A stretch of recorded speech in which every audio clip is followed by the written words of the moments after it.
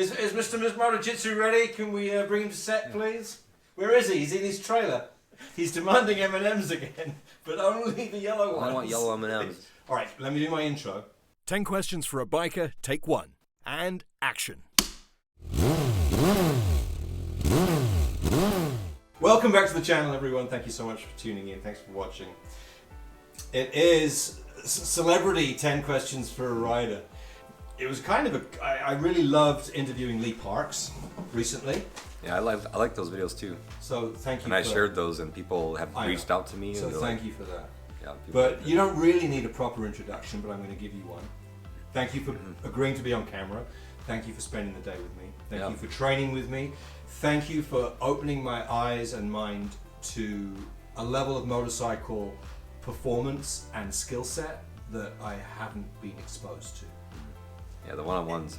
It was extraordinary, dude. So I'm going to talk about that a little bit later on, but for now, let's dive straight into 10 questions for a biker. Okay.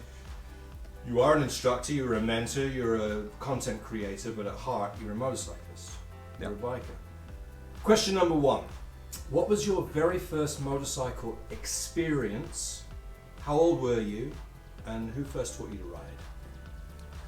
So that's different than first motorcycle owned. So motorcycle experience. How old, the very first time. What drew you to this? So I graduated high school when I was 17, but the year before that, in Wisconsin, a whole bunch of people, I think the movie Fast and Furious came out, and then we all watched that, and then Biker Boys, I think it came out somewhere near there, but I remember after Fast and the Furious, a whole bunch of people I knew had motorcycles. And this guy had a 2001, I think, R1, and he let me ride that around.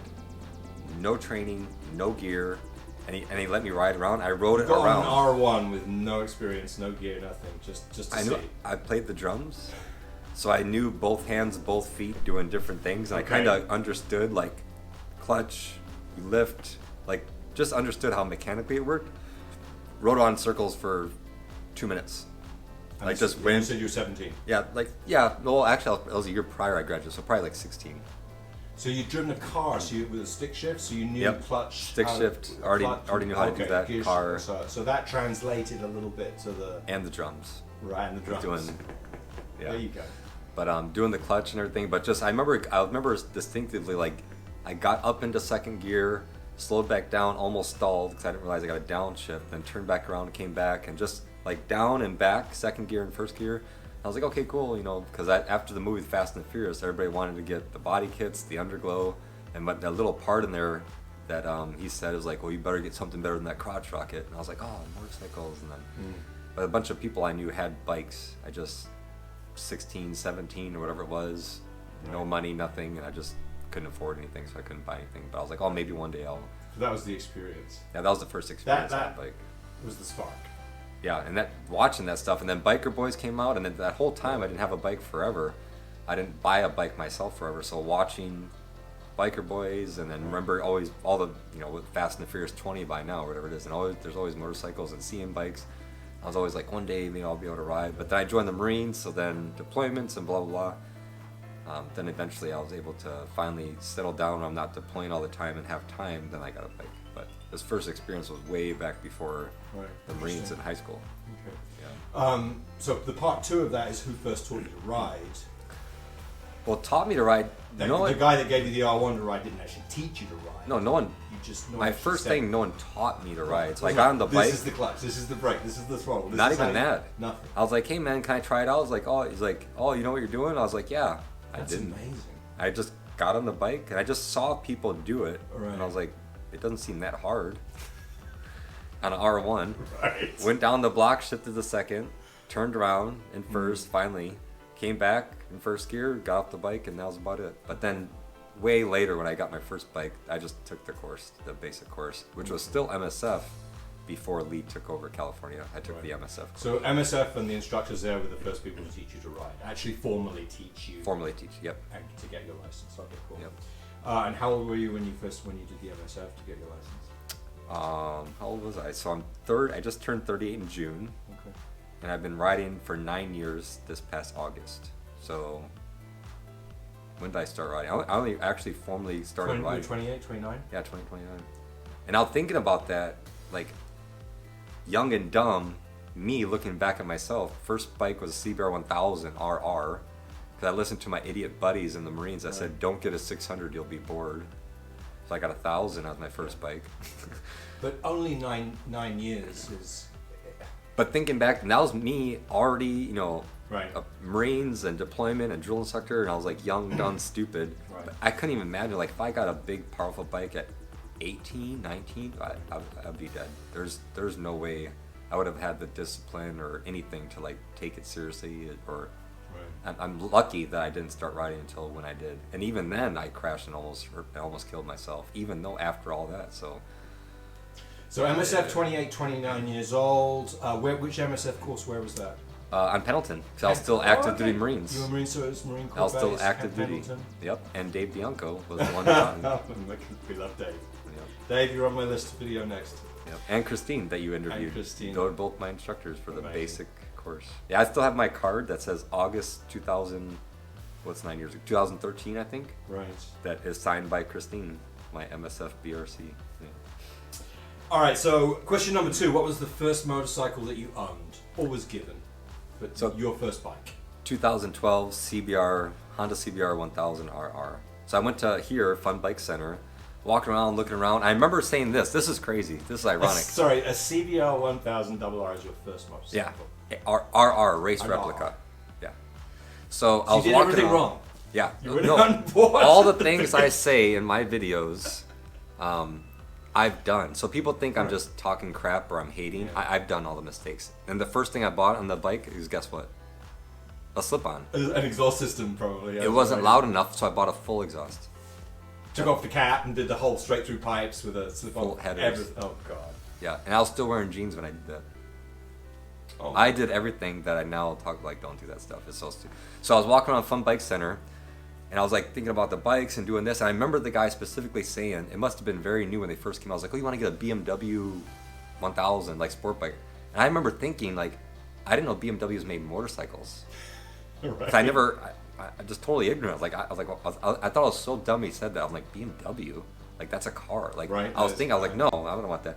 And then I was like, well, the 600, but I think I'm gonna be, it's gonna be slow after like 6 months. And I remember the sales guy saying, oh yeah, you're gonna want a bigger bike soon, so you might as well just get the 1000 and take it easy. And I was like, okay. Okay. So no license. I bought the bike. I bought a helmet. I bought a Shoei helmet, a black Alpine Star jacket, no gloves, You bought no the bike boots. before you did the MSF course? No, yeah, I went and bought the bike and no license. I bought a helmet and I bought a jacket. I don't think I had gloves. I had normal jeans on and like normal hiking boots. Bought the bike, got the dealership. I went around the parking lot, just like remembering how to shift from my experience way back when, from the guy in the R1, like just how do I shift again? Immediately, I left Fun Bike Center. I got on 805 South, 8 East, got on the 5, and I rode back home, going on the highway 80 miles per hour within the first 2 miles. And then, no license, I rode the thing from San Diego to Camp Pendleton on the highway, 45 minutes of highway riding, going 80 miles per hour, 90 miles per hour. Then finally, after 2 weeks or so of riding back and forth, which I wasn't supposed to do, then I finally got into the class just to get my license to actually formally ride on base. But I was riding all around in between all that stuff. At that time, was it required for all active duty Marines to be licensed and do the what? If you want to ride on base. Right. If I just wanted to drive a so car. you just went down to, when you went to base on the bike, you'd have to park off base? They let you on then? Even though you Well, they let me on because I was signed up for the course. Oh, okay. But if I had a motorcycle right now, It was that. let's say I had on my motorcycles right now and I wanted to join the Marines, right? But I never wanted to ride my bike on base, I wouldn't have to do any of the courses. Because I already know how to ride, I got my license. But if I want to ride the bike on base, now you have to have their certificate and you have to keep on doing training Every and it's year a whole certify, thing. exactly, yes. Yep. But if I didn't care about riding on base, I don't have to go through any of that stuff. Okay. But yeah, I was riding around, and then like on the weekends, I would go riding. Like the road we did today, I'd be out riding that thing all around, no license, just complete ignorance. And that was me at 28. Can you imagine me at 21? So stupid. Every 5 years, I look back at myself. I'm just like, what a complete moron. Now it's like not even 5 years. Like every month, I look back at myself. Like last month, like why did I do that? It's so dumb. almost every month I do something so stupid. The next month I'm reflecting back, like, that was the dumbest thing. How do I not learn my lesson yet? Like, it was like a big group of time, but now it's getting smaller and smaller, where it's like monthly now. I do something so dumb. I'm just like, why did I spend time? Why did I waste my time worrying about that? Why did I get involved with this conversation, or the email, this guy said something? Like, yeah. Anyway. But all of that experience that you went through as a young man, unlicensed, and getting to the point where you are now, it's given you the life experience that you preach the gospel of motorcycle safety. Yeah, so I learned the hard way. You learned the hard way, but that experience, yeah. you now come from a place of experience and knowledge that you can share that with others, legitimately saying, yeah, I was that guy. That rode without a helmet, that rode without a license, that no rode, gear, no license, rode without exhaust. That messed with the bike, that didn't have training, that did dumb stuff, and you understand. So that makes you very relatable to. Yeah, it's full circle. Exactly. It's come full circle to that point, which kudos. Because I'm glad you weren't killed. Yeah, me too. Because you're helping so many people with what you're doing with your channel, which is very, very important. Yeah, but now so all the things I've been... very important direction. All the things I've been through and I learned and all the dumb stuff I did, and I'm just like, I did all that stuff, and hopefully... Don't be me. Don't be me. Exactly. Don't do the stupid mistakes I did. And I just got lucky where I crashed badly, but I didn't die. I didn't get permanently injured. A lot of people, they're not in that situation, but like, it could have been avoided. It's very simple about what to do. It's not brain surgery, like how to do this stuff, how to get good, how to reduce your chances of crashing. But I had to learn the hard way. I had to touch the stove, not once, but over and over again to realize this thing is hot, because I don't learn too easily. So I had to constantly You're a Marine, and I mean that with respect. Yeah. You know what Marine stands for? Go on, tell me. Muscles are required, intelligence not expected. Right. There you go. Fine. Someone told me that, I was like, that's pretty good. That's pretty good. All right, so moving on. Question number 3. What is and why did you choose your current motorcycle? My current one, so I just bought my second bike not even a month ago, I don't think. So the bike I've had 2 of these now, is a BMW GS. And that is the best all-around bike I've ever ridden. That could do everything very well. So on-road... That's why you chose it. Yes, that's why. On-road, off-road, I went to Revzilla, with Mojave Desert, jumping the thing. Passengers, last year I went to Colorado and back with it. I've been to San Francisco and back with it. Low speed, high speed, track on that, everything. Very, very good. So that bike can do everything very well, plus it's comfortable, heated grips, technology, lug, everything. Then I just got my cornering weapon, the 701 Supermoto, just made for cornering. Now that's just a fun track bike. I go by myself, not worried about luggage or passengers or carrying anything around. Just go out and have fun in the twisties, cornering weapon. So with both those bikes, I could do all of my goals. I could go on-road and off-road on the Supermoto because I could jump it. That's my new track bike, and it's my single fast bike that could also go on the highway, but also tear up the twisties because it's just made for cornering. But if I don't want to do that, I could go long distance to like LA or wherever I want on the GS. Yeah. So everything I want to do on the bike, those 2 bikes does everything. It does everything. Awesome. Question number 4. How often do you ride? I probably ride now. So in November, I started doing jiu-jitsu, and I've kind of rescheduled my life to because I go 6 days a week. So I kind of rescheduled my life to allow me to do that. So now... Hardcore martial arts. Yeah, so all last year, so think about this. So last year was 2020, right? 2022. So 2021, I started getting to rock climbing, right? So all last year, I rock climbed 3 to 4 days a week. I get addicted to something, I put 100% effort, just like riding or anything else. I just did it. I got pretty good at climbing. I still climb. I still go maybe once or twice a week, but then I was like, oh, jiu-jitsu class.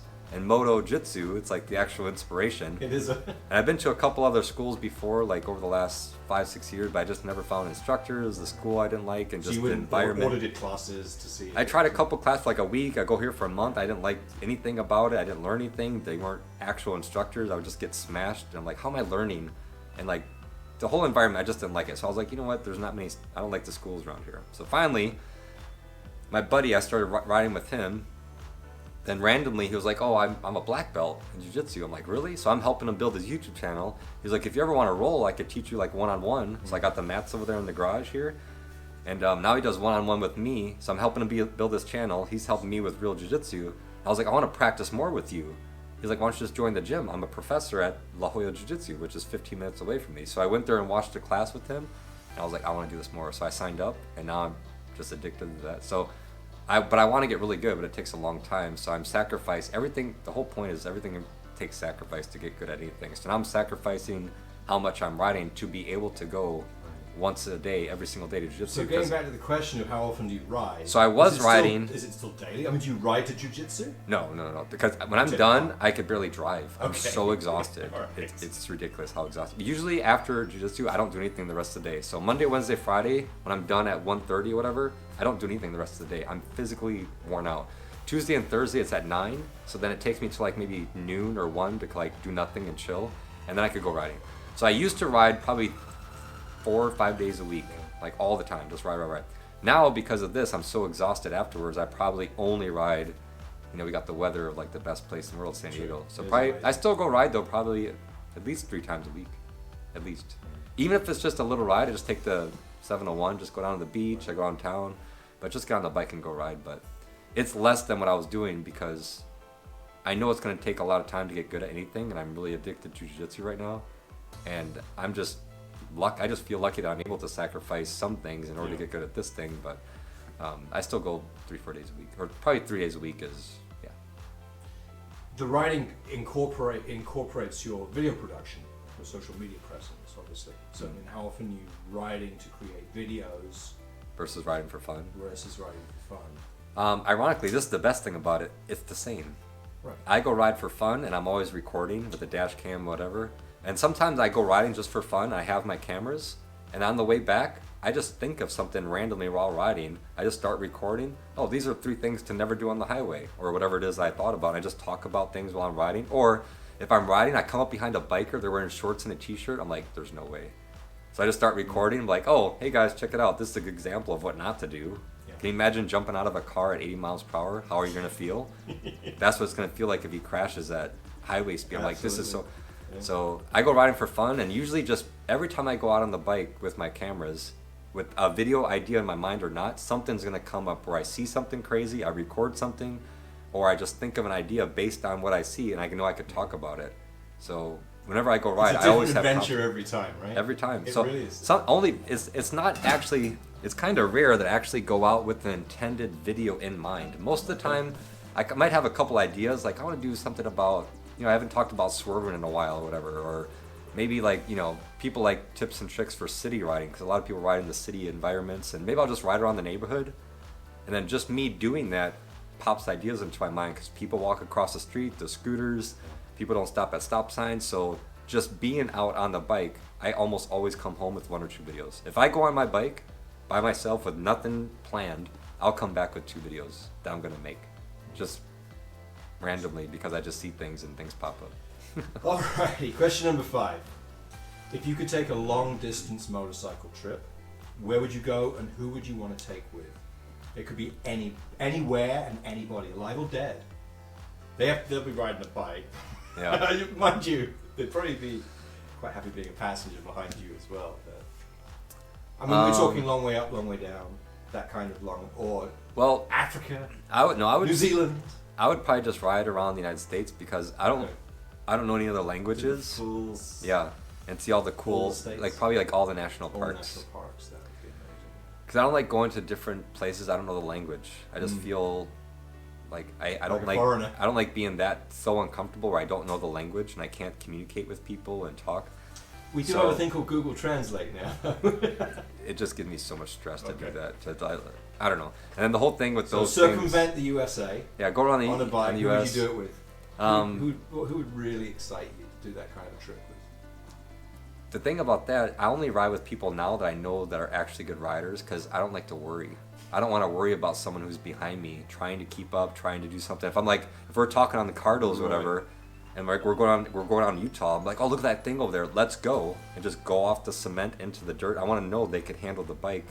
I don't have to worry about them crashing. So the people with that on-road and off-road skill that I know is good enough to do that narrows it down to 3 people that I know. Right. So it doesn't have to be someone you know. It could be Mark Marquez if you wanted to go. Yeah, he could probably keep up with you. No, but I mean, has he ever ride GS? Have you ever ride off-road on a big adventure bike that would even care about riding around and seeing the national parks? I don't know. It's a dumb question. What can I say? But it's. Well, a person I just thought of is do you know Sadhguru? He's a Indian he's a guru, right? He's a guru. He's like the Dalai Lama type of figure, right? So he's been riding a motorcycle, whatever, but he's just an interesting guy to watch his videos and talk to. He has he's one of the guys I recommend in this book at the back of it, along with Rupert Spira and Moji and Eckhart Tolle. He's like that. He's like a non-dualist type, or not non-dualist, non-duality type. So Sadhguru, that'd be kind of fun to do. But otherwise, maybe Bill, my motor cop buddy, he's good on and off road, and Mike, my mechanic, he's good on and off road. And just like I know these guys. The riding experience of doing a long distance road trip on a motorcycle, such a visceral experience of going to all those different places and experiencing it on a bike, that freedom you feel on a bike. But to do it with somebody that you can share that experience with, but have that connection emotionally and intellectually, that they're also, you're getting something from them being there. Yeah. That's really what I'm asking. You know what I mean? So probably Mike then, my mechanic Mike. So we have our cardinals connected. Bring your mechanic along with you. It's a double. That's kind of smart. That's a double. So Mike, we connect our cardinals together, and we've been riding around. I've known him ever since I started riding. He's the first person I went to get the exhaust on the CV1000. There you go. So he's known me my whole career. So he saw me from beginning to wherever I am now. And but we've been riding around on day-long trips in the Twisties for 300 miles, talking the whole time, absolutely flying around, having a conversation the whole time. Because he's really, really good in the dirt and the street, faster than me on the street, faster than me on the track. And he's race tech certified. He could do everything suspended. He's really, really good at everything. And so it's fun to talk with him, knowing that I don't have to worry about him. He's got the technical skill with the bike as well as the riding skill, and you're friends. Yeah. All right, great. So you have to send me a picture of it so I can add it to. People can put a face to a name if he wants to be. So if you have any mechanical stuff and you're in the area, it's get a hold of. He's in Oceanside. Okay, well I can put a link to his shop. Instagram is Motorcycle Mecca. Perfect. Yeah. If you could only own one motorcycle, only one for the rest of your life, and it's the magic motorcycle that never goes wrong, there's always parts for it, what would you own? GS. Straight to it. You already own the bike that for you is the best. And I've actually... The Swiss Army knife of motorcycles, as they describe it. Yes, it really is. So last year, in November, I released a new video of me test riding a new bike every single day for the month of November. 30 bikes, 30 days, that's right. And at the end of it, I said my top 5 favorite bikes after all that stuff, and I categorized them like, this is the best cruiser, this is the best whatever. But after all that stuff, I did another review of the GS saying, I went and test drove all these bikes. After test riding, I get back on the GS and I ride home to edit the videos and everything else. And every single time, no matter how cool the bike was, I get back on the GS and I start riding. I'm like, this is superior to everything. Okay. This is the bike I would ride forever. Easily, now, not even thinking. I have ridden the GS and I do like the GS. I find it a little tall and top heavy. Have you ridden an Africa Twin DCT? Yep. I don't think it was DCT, but yes, Africa Twin. Okay. Yep. And I've ridden. How did you compare it? 21-inch front, so that's way more stable. Oh. So it's 21-inch front. So I think it was the one I was riding had a 21-inch front. So and that's a 19. Yep. So it's more off-roady. The bigger the front tire, and because of that, it kind of steers a little bit weird because 21-inch front tire. But since that one's the 19, I've been to the racetrack on that damn thing. It's just there's no question that's the bike. Not even. A close second is like a sport touring bike, maybe like the Yamaha Tracer 900 GT. Like I used to have one, but the newest one they came out with. So I test rode a 2022 9 GT, which was also they really did a really good job with it. Like quick shifter up and down, cruise control, heated grip, sport touring, comes with bags. But the 2023 is even better. So that'd be like second because it's sport touring. You could go on and off road, light off-roading, but it has the luggage, has Yamaha reliability and the power to do anything you want. But that's way down the line. That's absolutely first for sure. All right, this one's a good question, especially for you. Do you have a favorite motorcycle channel or YouTube channel that you follow? Ironically, no. I don't watch YouTube videos. You just make them. like anybody in my world that make videos for education, I don't watch. It's kind of weird. Like, so you don't like Fortnite? Sometimes I watch. I'm poking the bear here. No, sometimes I watch his videos because people send me them. Most of the time, I don't search for them. People send me videos like, "Oh, look at this video." Like Revzilla. Noob. I mean, these big guys that have 1 million plus but, subscribers. Motorcycle channels. Popular does not mean quality. It does not mean true. Does not mean it's correct. And it does. So a lot of people are entertainment. Yeah. And I'm education. So anybody in the educational world, whoever's making videos, they're maybe blue belts. Like, what am I going to learn? What not to do? I'll learn how to not make a video. So, but I have no game value. I'd rather do other things with my time. But I like watching Revzilla's YouTube channel with Ari Henning, who does like the shop manual, like how to do the brakes. Like he just did the one about brakes, the floating disc. So that's very educational. I like watching Zach Kortz on Revzilla, how he does his bike reviews, the Daily Rider thing. So I mean, when I say a favorite. But so there's just like the people I like, right. Like pretty much Revzilla people. Do a lot of motorcycle. I watch some of her videos because she spends a lot of time editing and she's like a good storyteller. So I watch some of her videos. But otherwise, I just watch. And she came out and trained with you. Yeah, she spent 3 days here. We did high speed, low speed, all kinds of stuff. So everything that you experienced, you did it too. Yeah. But I like watching like races, like supermoto racing. I like watching I Love Man stuff and TT. Yep, all those videos. I like watching just even older videos, Moto America videos, Right. or I like watching stuff like that, or by people that are just so incredibly like professional racers that make videos, like Brandon Pash. He has a YouTube channel, his Instagram and things like that. Watch his videos and things like that. But a lot of times I'm on YouTube like doing whatever. If I'm editing, usually I have a podcast on or music playing or something like that. Like I'm not. I don't watch my own videos or anything like my own content. Like I see on my YouTube channel, people who watch your channel also watch these channels. Yes. And a lot of that stuff is just entertainment. Like they're just riding around and doing something and it's like fun to watch. When I watch something fun to watch, I don't go to motorcycle content. I go to podcast interviews, Law and Crime Network on YouTube where there's 50,000 people watching a live murder trial or something interesting like that. But I don't watch my own style of content stuff, I guess. Okay, question number 8. What was the scariest thing that's ever happened to you while riding a motorcycle? In your 9 years of riding, what's the most frightening thing that you've experienced that genuinely frightened you? So my one and only crash, that wasn't even that frightening because my brain kind of turned off before I went off the road because it knew you're about to do something dumb and it just kind of shut off. And I don't really remember it. It was a bad concussion, but the scary thing was, so that was my first crash, became an instructor, nothing, kind of close calls, but nothing crazy. And then like I was good for a couple years, but maybe like 2 years ago, I was by myself up in Julian and whatever reason, I was going at not that fast of a pace, but I just going through a blind right-hand turn. I know the roads really well. It was perfectly clean and dry, 80 degrees, not even going that fast, but I don't know what it was. Looked down at the yellow line. I just forgot how to turn or I don't know. I couldn't believe it. I went over the double yellow. A truck was coming right around the corner. At the last second, like I got back under control and went like this.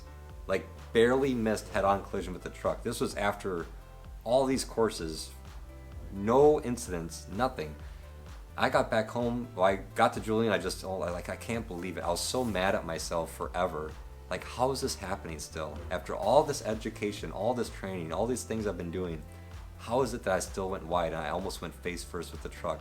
I was like, I need to learn something different that I don't know because that should not be happening. I was just so frustrated.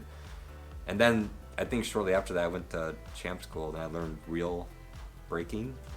And then second, third time Proper there. trail braking. And now it's Proper been years since I've even had anything close to a close call. Even if I had like a little bit of panic going really fast into a corner where I thought like this is a little bit it. Now that I know the brakes, even that didn't really get me into a panic. But I was so mad and so afraid. Truck at the last second almost went right into a truck. I could not believe that I did that after all the course and everything I did. I was so mad. I was like, I'm teaching. This is what I was so mad. I could not believe that happened. I was like, I need to do something so the so universe different. gave you a serious wake-up call. Yeah, and I was like, I can't believe that happened. Why did it happen? And I tried to figure out, was that target fixating? Did I just not counter steer? What was that looking? No video footage of it? You weren't running a GoPro at the time or anything? Nothing. I just didn't know, and I was like, but I was like, regardless of what the reason was, because who knows, combination of a million things. But I was like, that's never gonna happen again. I made a choice when I got back home. I will never go wide again, and I made videos called "My Only Goal," like when riding, or "I will never go wide." Like, I'm gonna stay with the brakes. I'll keep slowing down. I'll keep leaning. Whatever I need to do, I'm never gonna go wide again. And since then, I haven't, not even close. Even if I go too fast into the corner, I don't know the road, I've never came close to going wide again, because that just made me so irritated that my one and only crash was going wide and I almost died. And then the next one I almost went face first into a truck, and I was like, this cannot happen again, and it hasn't. But now I try to get people to, with the one-on-ones and everything else, like, dude, the brakes, you got to know how to slow the bike down, even mid-corner, because you don't want that feeling. And I just got lucky. Both times. Right. Got lucky. There wasn't a car coming the first time when I went over the double yellow, there was no car there. But then the second time, now the car was there and I was inches away of doing it. So I was like, there's not going to be a third time. Well, it was a Mack truck, you said. It wasn't even a car. It was a like, damn it was truck. a game over Alright, so that was it. All right, dude. Well, on the flip side of that, question number 9 is what's your most favorite thing about motorcycle riding? We know it's dangerous. You just did a video today where you said it's 29 times more dangerous than riding a car. We make these choices to be motorcyclists and ride. Why? What's the most what floats your boat and make is the most favorite thing about it? So I know you're addicted to jiu-jitsu right now. yeah. So You have a new addiction. it's actually, you know what? It's actually the same answer for rock climbing, Okay. for jiu-jitsu, and for riding a motorcycle. Motorcycle riding. It's the exact same answer why I do any of this. I'm gonna shut up and listen. Or drawing. You know, I like to draw. Same reason. Or what else I like to do? You know, ride my bicycle. It's all the same reason. With jiu-jitsu, rock climbing, motorcycle riding, you get to the point of competence. Once you're good enough, you're no longer thinking about what to do or what you have to do. Like, you're just going through the corners and everything, just like in the total control ARC, that visualization drill they do, everything clicks. You just roll off, you brake at the right time, you downshift, you go through the corner, the perfect grip. It's just absolute flow state. You get to the point where you're not thinking about step 1, step 2, or how to do anything, about when the downshift, how much lean do you need. It's just all coming together at the right time, and there is no thoughts. You just get away with thinking. You're just absolutely in the moment, 100% in the moment. Same thing when people surf, skateboard. I used to skateboard all through high school. So like with a couple things I know, like, oh yeah, I see this, how it's setting up, like, you got the collar, do this and do a scissor sweep and it just works. You just flow. Or rock climbing, or on the bike and like a corner, you stand the bike up, a little bit of throttle as it comes up, okay, roll back off the throttle, downshift right here, perfect time. So the feeling of just no thinking and absolutely 100% in the moment only. There's no other thoughts to what you're going to do tomorrow, or when you get back home you got a shower and your to-do list and, oh, I made a mistake 3 corners ago, I hope I don't. None of that. It just gets to the point where you're only right now in the moment right now. And that is the best feeling why I want everybody to be able to get to on a bike. Because it becomes so much fun. Once you get, but you have to be competent, especially on the bike. Because I'm the best on the bike, then second best at rock climbing, then third best at dishes. But on the bike, you get to the point where I don't have a conscious thought like I need to downshift now, or brake here, or increase or decrease brake pressure. It's just ride. It's just all muscle memory. There's no thinking about it. And that's when it becomes so fun to be on that damn bike when you're riding around. Because newer riders or people that just, you've been riding forever, but you're still new because you don't know much of anything, like the techniques, you're still thinking about, oh, I gotta roll off, okay, I should downshift, or should I not downshift, and maybe I should not. You're having a conversation with yourself while you're riding, but you're not enjoying the riding so much because 80% of your brain power is figuring out how to go through the corner and not crash because it's scary and you're leaning. But get to the point where none of that stuff is even conscious. That's the funnest part. Awesome. For real, yeah. That's a great answer, man. It's just it's not an answer I've been given before. Really? Yeah. It'd be curious. I want to go back and watch your interviews to see what other people say. That's a phenomenal answer. So thank you for that. Question number 10. This is the last one. What's the best piece of advice you can give new riders? Brand new riders. Brand new. So I can't. Hey, dude, I want to get a motorcycle and get into biking. I watched your channel and it was so cool. What are you going to say to them? Best piece of advice. I know there's a long list of what you should be doing. Yeah. And all they have to do really is watch your channel from the beginning, and it's all laid out on what new riders should do. If someone actually said that, you know what I would say? I would say don't watch my videos at all. Okay. I would tell you just to That's the best piece of advice. Don't watch my videos. Don't get my book. Don't get my app. What I want you to do, first go get your license to see if you're even coordinated and capable and even want to and are even able to ride a motorcycle. You go get your license and you pass. And if you feel like I could actually do it, you pass the course in a parking lot going 20 and you really, really like it. When you get to that point, because some people, like, they pass, they graduate and everything, then they're like, hold on, I didn't realize how long I need to practice to get good, how much gear I need to wear, since this is dangerous, how many more courses I need to be taking. I'm glad I passed. I'm actually not going to ride. And I give those people a high five because it's probably one less crash, because they're not really fully invested into it. But if you really like it and you pass the course and you're coordinated enough to do it, I would just say this is a long process. And whenever you think you know something, understand you're still a white belt. There's so much more to learn, and never ever stop learning and taking courses. That's it. Forget about my channel, because you can watch every one of my videos 100 times a piece. Every book you could read. If you don't get your butt out on the bike and practice and ride and actually go to formal training in person, all my videos are irrelevant. Yeah. You can watch all my videos in a row, it will not make you 1 second better at doing U-turns. Nope. That That happened to me. I was teaching the ARC. The student was like, I watch all your videos. I'm like, awesome. We do the first vision drill without wobbling. I do the demo, all that stuff, how difficult it is. Yeah. And he's like, I can't. I watched all your videos. He was surprised.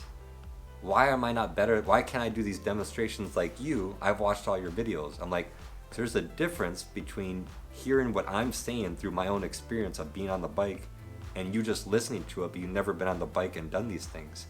So forget about my channel. Go get on the bike and ride and practice. More than anything. So take an MSF course, take a CMSP course. Take whatever beginner course, wherever you are. To get your license. And if you want to do it, then just understand you got to spend a lot of time on the bike practicing.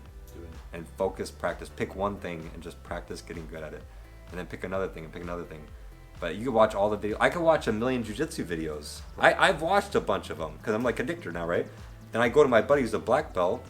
Oh, I watch this thing. Look what he did right there. And he does that. And I try to do it in real life. It's absolutely worthless.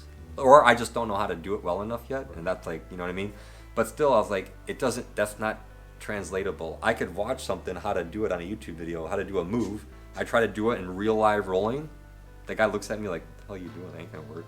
It's just like, I just need to spend more time on the mat. That's why I go 6 days a week and not 3 days a week. And the other 3 days I watch 1 million jiu-jitsu videos. It's not the same. So you want to be really good, and the best thing I can do, don't get too deep in the woods about watching videos and everything else. Get on the bike and ride. Ride a lot and practice. And then once you think, oh, I'm okay, take the next course. And you practice that stuff, the cup is filled, you drink it, you digest. I feel like I'm pretty good, you take another course and just repeat forever. That's what I would tell people. Don't even worry about my channel. It's irrelevant to the process if you really want to get good. So, bonus question, last question. We've done our 10 questions for a biker. Bonus question. Is there a motorcycle that you would not necessarily want to own, but you would like to try?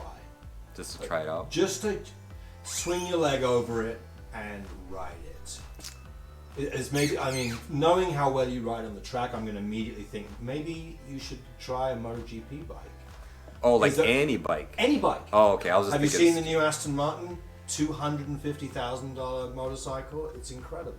But there's MotoGP bikes, which are, you and I looked at the one at the the bike show, and that was a $1 million motorcycle. Yeah.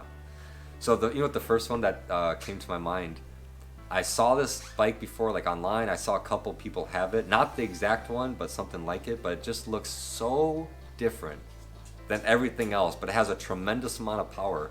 It's the and I just forgot the name of it. I thought of it. It's not a Aprilia Duro. It's not that. It's the Is it the Brutal? Brutali, with the solid Isn't rear. it like a transformer? Yes. Or something. It's just They're crazy pipes. Like there's like 9 pipes coming out the it's back. like a naked the Brutali monster. 1000 whatever, the craziest that one. I seen pictures of that. I'm like, that looks wild. I want to ride that thing on the street and then take it to the track. Canyons and take it to the track. So whenever I want to ride a bike, it's like I want to go take it on the roads that we just did, like out there, go on this sweeping, fasty, twisty mountain roads, and then I also want to take it to the track. But that bike, the Brutali, whatever it's called, 1000 something, whatever, the best one there is. I look at that thing, I'm like, that is wild. The engineering and design of that is nothing I've ever seen on any bike before. So that, and of course, like any MotoGP bike, a computer on wheels, that's got to be amazing. Like there's no bolt that's not prototype, just made for racing. So yeah, any MotoGP bike, because that's the best of the best. It's like a F1 car, MotoGP bike. So any MotoGP bike for sure. But then the Bertali, that'd be the bike I'd want to go ride for a day. Like if someone has it in San Diego, message me on Instagram and let me borrow that damn thing for a day. Okay. Because I'll come ride it. That'll be fun. That would be fun. There's got to be someone in San Diego who has one. Maybe I'll message Maybe, me. I yeah. want to go ride it. I'll make a review about it. Yeah. I imagine somebody somewhere will bring it, and we'll see a video soon of you riding it. Hopefully so. But yeah, that's it. Greg, Mr. Motojitsu, thank you for 10 questions for a biker. Awesome answers. Yeah, you're welcome. Stay tuned for 10 questions for an instructor, because that's coming up next. Okay. Do the second one. All right. Continued safe riding. Yeah, man. Thanks.